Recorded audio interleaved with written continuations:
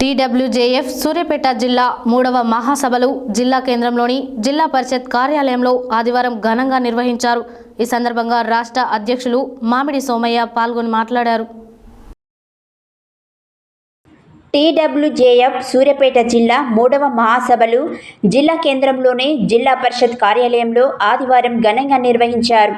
ఈ సందర్భంగా రాష్ట్ర అధ్యక్షులు మామిడి సోమయ్య పాల్గొని మాట్లాడుతూ ప్రభుత్వాలు ఎన్ని మారినా రాష్ట్రంలో జర్నలిస్టుల జీవితాలు ఆగమ్య గోచారంగా మారిందని ఆవేదన వ్యక్తం చేశారు. ఇటీవల కాలంలో జర్నలిస్టులపై దాడులు పెరిగాయి. దీన్ని తెలంగాణ వర్కింగ్ ఫెడరేషన్ తీవ్రంగా ఖండిస్తుందని, దాడులను నిరోధించేందుకు ప్రభుత్వం తక్షణమే ప్రత్యేక జీవో తీసుకురావాలని డిమాండ్ చేశారు. జర్నలిస్టులకు గత ప్రభుత్వాలు ఇచ్చిన వాగ్దానాలను నెరవేర్చకుండా తాత్పర్యం చేశాయని, ఈ ప్రభుత్వం ఏర్పడిన తర్వాత జర్నలిస్టులకు హామీలిచ్చి విస్మరిస్తున్నాయని అన్నారు. జర్నలిస్టుల కుటుంబాల కోసం ఎడ్యుకేషన్ సిస్టంలో ప్రత్యేక జీవో తీసుకువచ్చి అమలు చేయాలని, ఇటీవల కాలంలో అనారోగ్య సమస్యలతో మృత్యువాత పడుతున్న జర్నలిస్టులకు ప్రభుత్వం నుండి ఎలాంటి ఎగ్జిక్యూషియా అమలు చేసి వారి కుటుంబానికి బాసటగా నిలవాలన్నారు. సీనియర్ జర్నలిస్టులకు పెన్షన్ సౌకర్యం కల్పించి జీతాలు ఇవ్వాలన్నారు. చనిపోయిన జర్నలిస్టు కుటుంబానికి 10 లక్షల ఎగ్జిక్యూషియా మంజూరు చేయాలన్నారు. అనంతరం జిల్లా నూతన కార్యవర్గ ఎన్నిక, Telangana working journalist federation TWJF జిల్లా అధ్యక్షులుగా ఐతబోయిన రాంబాబు గౌడ్, జిల్లా కార్యదర్శిగా బుక్క రాంబాబు, ఉపాధ్యక్షులుగా ఎస్కే జానీ, దారావత్ రవీందర్ నాయక్, చెల్ల రామారావు, సంయుక్త కార్యదర్శి ఎరుకల సైదులు గౌడ్, టేకుల సుధాకర్, వంగాల వెంకన్న, కుర్ర గోపి, బి శ్రీనివాస్, తొట్ల ఉపేందర్, కోశాధికారిగా పాల్వాయి యామిని, జిల్లా కార్యవర్గ సభ్యులుగా రావుల రాజు, లింగమూర్తి, శ్యామ్, జగదీష్, అజయ్, పరమేష్, గుడిపూడి ప్రభాకర్, రెడ్డి భిక్షం రూతర్, శంకర్, రాష్ట్ర కౌన్సిలర్ సభ్యులుగా Saliganti Pullaiah, P Venkatareddy, Battini Venkatesh, national council సభ్యులుగా సట్టు శ్రీను, జిల్లా అగ్రిడియేషన్ కమిటీ సభ్యులుగా పాల్వాయి జానయ్యను, రాష్ట్ర కమిటీకి నాయిని శ్రీనివాసన్ను పంపాలని కమిటీ తీర్మానించింది. Telangana broadcasting journalist association జిల్లా అధ్యక్షులుగా లింగాల సాయి గౌడ్, కార్యదర్శిగా నందిపాటి సైదులు, కోశాధికారిగా వేల్పుల ప్రవీణ్, ఉపాధ్యక్షులుగా వెలుగు సైదులు, సహాయ కార్యదర్శిగా పుట్ట రాంబాబు, నాయిని పరమేష్ లింగయ్యను ఎన్నుకున్నారు.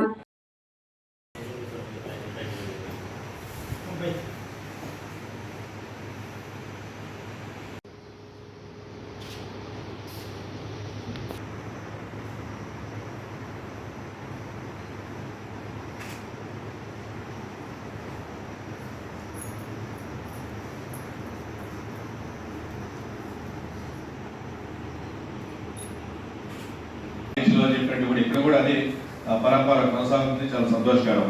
ఇక హెల్త్ కార్డ్ విషయంలో రీసెంట్ గా ప్రిన్సిపల్ సెక్రటరీ చందు వేడా కలిసి ఇష్యూ చెప్పినప్పుడు ఏమంటే గవర్నమెంట్ కొత్తగా తీసుకొచ్చే హెల్త్ పాలసీలో జర్నలిస్టులకి పాత హెల్త్ కార్డులు తీసేసి అది మంచిగా కార్పొరేట్ హాస్పిటల్ ఎవరు తీసుకోవట్లేదు కాబట్టి గతంలో 20 ఏళ్ల క్రితం మన మెడిక్లెయిమ్ పాలసీ ఉంటే మనం 400 కడితే ఏ హైదరాబాద్ కానీ జిల్లాలో కానీ ఎవరు దాన్ని తగ్గట్లేదు. మన పర్సనల్గా ఇమేజ్ ఉంది. మనం పర్సనల్గా సార్ రిక్వెస్ట్ చేస్తే ఎవరన్నా విద్యా సంస్థలు, ప్రైవేట్ విద్యా సంస్థలు ఏదో కన్సల్ట్ చేస్తున్నారే కానీ మిగతా ఎక్కడ చెల్లుబాటు కావట్లేదు.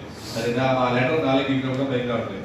అందుకని మన Borra Venkateswara sir principal education మన సంఘం తెలిసినప్పుడు ఏమైందంటే అప్పటికే అడ్మిషన్ స్టార్ట్ అయింది, కొద్దిగా లేట్ అయింది. కొత్త ఎడ్యుకేషన్ పాలసీలో డిఈఓతో టీఆర్ఎస్ ప్రభుత్వం చేయడానికి కూడా చేస్తాం, ఇళ్ల స్థలాలు ఇస్తాం అని చెప్పి నేడు ప్రభుత్వంలోకి వచ్చినటువంటి కాంగ్రెస్ ప్రభుత్వం కూడా అదో దారిలో పోతున్నట్టుగా కనిపిస్తుంది.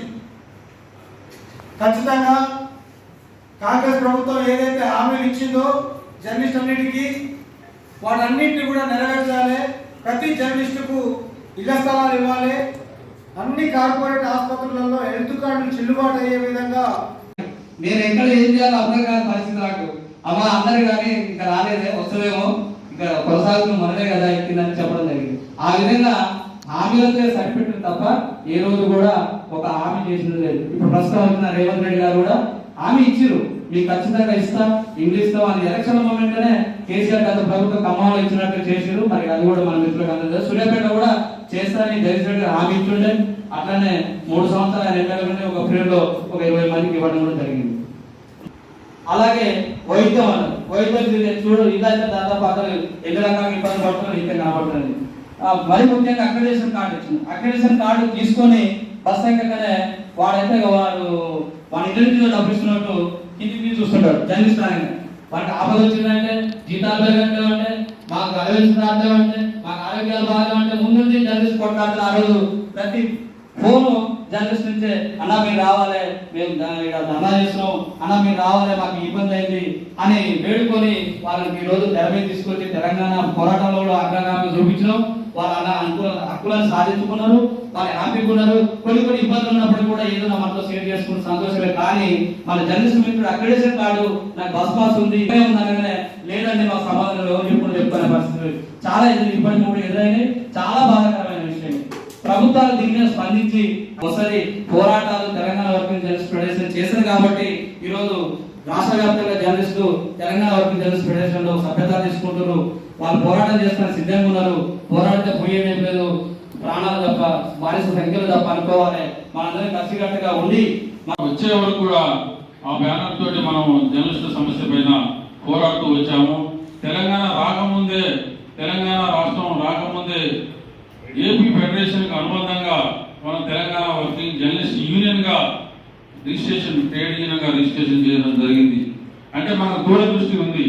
జర్నలిస్టులకు ఒక తెలంగాణ ఉద్యమంలో జర్నలిస్టులకు ఏదన్నా జరిగితే, ప్రమాదం జరిగితే, లేదా పోలీసుల ద్వారా లాఠీ చార్జీలో లేదా ఇంకేదైనా ప్రమాదాలు జరిగితే వారికి ఎవరు అండగా ఉంటారు?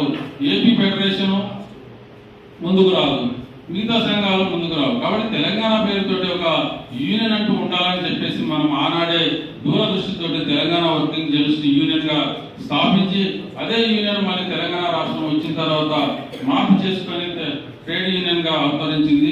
కాబట్టి తెలంగాణలో ఇప్పుడు ప్రధానంగా ప్రత్యేకంగా మన యూనియన్ ఫస్ట్ యూనియన్ అనేది మనకు రికార్డులో ఉంది, గవర్నమెంట్ రికార్డులో. కాబట్టి మన యూనియన్ బలోపేతం అవుతుంది. అన్ని జిల్లాల్లో కూడా 33 జిల్లాల్లో కూడా ఇవాళ మన యూనియన్ కమిటీలు ఏర్పడి కమిటీలు ఉన్నాయి, బలంగా ఉన్నాయి. కాబట్టి మన మీద ఉన్న విశ్వాసం, జర్నలిస్టులకు మన మీద ఉన్న విశ్వాసంతో అన్ని జిల్లాల్లో కూడా మనకు సభ్యులుగా చాలా మంది వస్తున్నారు. ఇప్పటికి కూడా, ఎందుకంటే మిగతా సంఘాల పరిస్థితి మనం చూస్తున్నాం. ఉన్న 2 సంఘాలు అంటే రికగ్నైజ్డ్ సంఘాలు అనేది ఇంకా 2 ఉన్నాయి. కాబట్టి ఆ 2 సంఘాలు ఏ విధంగా వ్యవహరిస్తున్నాయి, జర్నలిస్టుల పట్ల, జర్నలిస్టుల సమస్యల పట్ల ఏ విధంగా సంబంధించి